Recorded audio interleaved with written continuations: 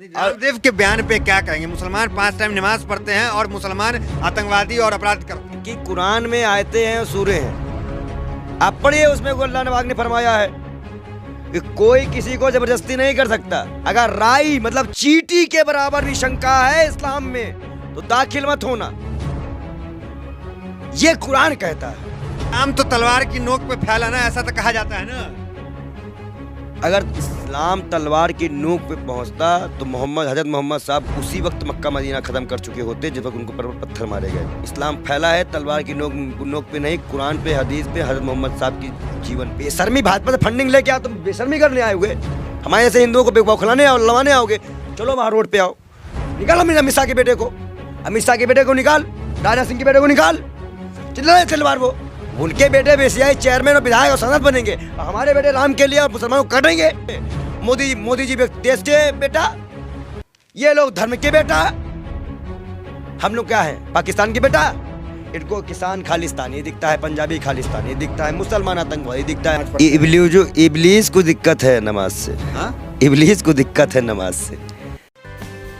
रामदेव के बयान पे क्या कहेंगे? मुसलमान 5 टाइम नमाज पढ़ते हैं और मुसलमान आतंकवादी और अपराध करते हैं। कि कुरान में आयतें हैं और सूरे हैं, आप पढ़िए, उसमें अल्लाह पाक ने फरमाया है कि कोई किसी को जबरदस्ती नहीं कर सकता। अगर राई मतलब चींटी के बराबर भी शंका है इस्लाम में तो दाखिल मत होना, ये कुरान कहता है। अब अगर दाखिल हो गए तो एक पैदा हुए बच्चे की तरह तुम्हारे सारे गुनाह को अल्लाह माफ कर देता है। तुम्हारी जिंदगी उस दिन से एक पैदा हुए बच्चे भी जो करोगे वो कर्म में जुड़ेगा। ये है नमाज पर क्या आतंकवादी कैसे बनते हैं? ये पहले इस्लाम का कॉन्सेप्ट समझ लो। शायद इनको नहीं पता है, क्योंकि इनको यही नहीं पता होगा। जब इनको ये नहीं पता है तो ये का ही ये पढ़ेंगे। अच्छा, आप कुरान भी पढ़ते हैं क्या? मैं ये दुकान चलाते हैं, ये लोग अपनी इंडस्ट्री चलाते हैं, इंडस्ट्री का मामला है इनका इन सब किताबों से कोई मतलब नहीं है। ये कमर मटकाते हैं, इनको तो बिना कपड़ों की महिलाएं अच्छी लगती हैं, बाबा रामदेव ने कहा था। ये आज कह रहे हैं कि मुसलमान आतंकवादी है, मुसलमान ये तो भाजपा का पकड़ है। अब बाबा रामदेव को मोटी फंडिंग मिली होगी या तो कहीं ना कहीं पे कोई ना कोई जगह मिलनी होगी, क्योंकि फूड पार्क नरेंद्र मोदी ने कहा था बनाने के लिए, बाबा रामदेव ने बनाया है। लोग ये भी सवाल पूछते हैं आतंकवादी मुसलमान ही क्यों होते हैं? आतंकवादी जो होता है वो किसी धर्म का नहीं होता। किसी धर्म में आतंकवाद का सपोर्ट हो तो बताओ, कुरान का आतंकवाद का सपोर्ट किया? कुरान की एक आयत में यहाँ तक लिखा है कि एक का कत्ल करना पूरी इंसान का कत्ल करना है। कुरान कहता है, भाई पढ़े जाके, मैं आपसे बता रहा हूँ ना। साधु संत कुरान कब से पढ़ने लगे हैं? भाई साधु संत क्या भाई, देश की धार्मिक ग्रंथ है ये, हम धार्मिक ग्रंथ ही तो मानेंगे। भगवत गीता, रामायण, कुरान, बाइबिल, ये सब हमारे दिलों में है। और हम उस ऐसे हिंदुस्तान में रहते हैं जहाँ मिश्रित है, हमको जानने का मौका मिला, हम पढ़ते हैं। दिक्कत क्या है? मतलब कुरान नमाज आतंकवाद नहीं सिखाता आपके अनुसार? अब कल को अगर आपको ये मालूम चले कि रमज़ान में मैं शुक्रवार को रोज़ा भी रख लेता हूँ तो उस पर भी आश्चर्यचकित हो जाएंगे आप। नहीं, रोज़ा भी रखते हैं आप? भाई देखिए, एक दिन सब अभी तो सपोर्ट में खड़े हैं मुसलमान के। भाई व्रत के लिए सभी लोग रखते हैं। हमारे देश के पूर्व प्रधानमंत्री लाल बहादुर शास्त्री ने भी कहा था कि व्रत रखा करो, एक व्रत हो जाता है। रामदेव ने पढ़ा नहीं है कुरान क्या? रामदेव अपनी किताब नहीं पढ़े, बेशरम आदमी। अपने गुरु को कोई किस तरह सेटल करके, ये तो आगे संत है, किताब कैसे नहीं पढ़े होंगे? ये बेशर्म है। संत कहाँ कहते हैं उसको? बेशर्म कहो। 30 का पेट्रोल मिला, पूछो इससे बेशर्म से। ये हुए बागेश्वरम हुए, आसाराम हुए, एक ही जमात के लोग हैं। ये एक ही जमात के लोग हैं, सुन लीजिए, ये एक ही जमात के लोग हैं। ये बेशर्म है।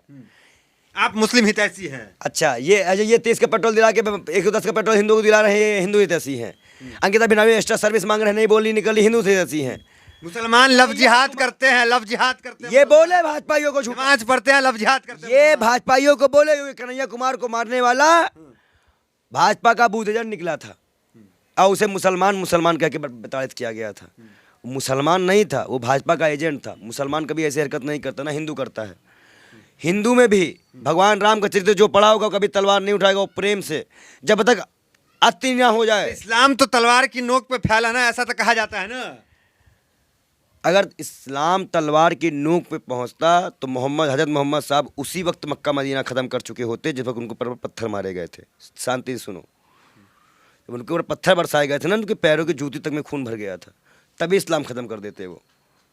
इस्लाम फैला है तलवार की नोक पे नहीं, कुरान पे, हदीस पे, हजरत मोहम्मद साहब की जीवन पे। जाके पढ़ो कायदे से, माइक लेके टहलना अच्छी बात नहीं है। हम वो लौंडे नहीं हैं जिनका इंटरव्यू करके तुम बहुत खुश हो जाते हो। हमसे बात करने से पहले कुरान और गीता पढ़ के आया करो, तब मालूम चलेगा कि देश में क्या चल रहा है। तो रामदेव बाबा ने पढ़ा नहीं है क्या? वो तो खुद इतने ज्ञानी है, बिजनेसमैन है। अरे बिजनेसमैन है ये को, संत बिजनेसमैन हो ही नहीं सकता। मैं बिजनेस करता हूँ। मेरा एक भी चैनल दिखाओ, मेरा कहीं से भी कुछ आमदनी दिखाओ, इसमें मैं बिजनेस से आमदनी करता हूँ। ये संत हैं। मैं तो मांगता हूँ भाई लो लाओ दो, गरीब हूँ ला दो, मैं तो मांग के खाता हूँ। अब ये कमा के खाते हैं, कमा खाने का मतलब लूटते हैं। इनके प्रोडक्ट कितने महंगे हैं। अरे कर दो हिंदुओं के लिए फ्री, रिक्शे वालों को, टाली वालों को एक लिस्ट बनाओ। 18 घंटा काम करते फ्री बेचे सामान। अच्छा तो पेट हिलाना काम होता है क्या? योगा करते हैं। योगा नहीं करते, वो ढोंगा करते हैं। सनातन धर्म को आगे ले जाते हैं, विश्व में प्रसिद्ध इन्हीं जैसे लोगों को लबड़धोदा कहा जाता है। ये दलाल है, ये दलाल है देश का। रामदेव जी का सम्मान देश में होता है। आप किस तरह के शब्दों ये भाजपा का दलाल है। अगर ये भाजपा का दलाल ना हो तो करे आंदोलन 30 की पेट्रोल के लिए, हम खड़े होंगे इसके साथ। ना खड़े होने वाले गर्दन काट देना बीच चौराहे पे ले जाके प्रधानमंत्री आवास के सामने, नहीं संसद के सामने। है हिम्मत इसके अंदर 30 के पेट्रोल बोल सके। बेशर्मी भाजपा से फंडिंग लेके आओ, तुम बेशर्मी करने आए हुए हमारे ऐसे हिंदुओं को बौखलाने और लवाने आओगे। चलो वहाँ रोड पे आओ, निकालो अमित शाह के बेटे को, अमित शाह के बेटे को निकाल, राजनाथ सिंह के बेटे को निकाल, तलवार वो उनके बेटे बेसियाई चेयरमैन और विधायक और सांसद बनेंगे, और हमारे बेटे राम के लिए और मुसलमानों को काटेंगे। बड़ा अच्छा तुम संविधान लेके आते हो, मजाक बना के रखे हो देश का। ये संत हैं, जाओगे तो पढ़ के आए पहले और आओ सामना करने, एक बार दिखाते हैं संतगिरी क्या होती है। नहीं, आपने तो इस्लाम को ज़्यादा ही पढ़ लिया लगता है। हम आपने गीता नहीं पढ़ा है लगता है इन्होंने। हम तो इस्लाम पढ़ लिए, हम तो सब चीज़ की नॉलेज है, तभी तो हम इनको जवाब दे पा रहे हैं। इनको मेरी बात का जवाब हो पूछ लीजिएगा, कभी बाबा रामदेव से इंटरव्यू लीजिएगा, कभी जगह बाल योगी जी पूछ रहे थे। अगर देखना भाई काट ना कर दे, कहना ये भाई आदमी ना करा, अपनी पूछ फाड़ लो। ये आपने पत्रकारों की बेइज्जती किया था, हम आपकी लड़ाई लड़ रहे हैं। आप अपनी लड़ाई नहीं लड़ रहे हो, आप तो दलाली खा रहे हो, लेकिन हम आपकी लड़ाई लड़ रहे हैं। इन्होंने क्या कहा था, पूछ फाड़ लो मेरी, नहीं बताता जाकर कर लेगा। ये इनकी भाषा है।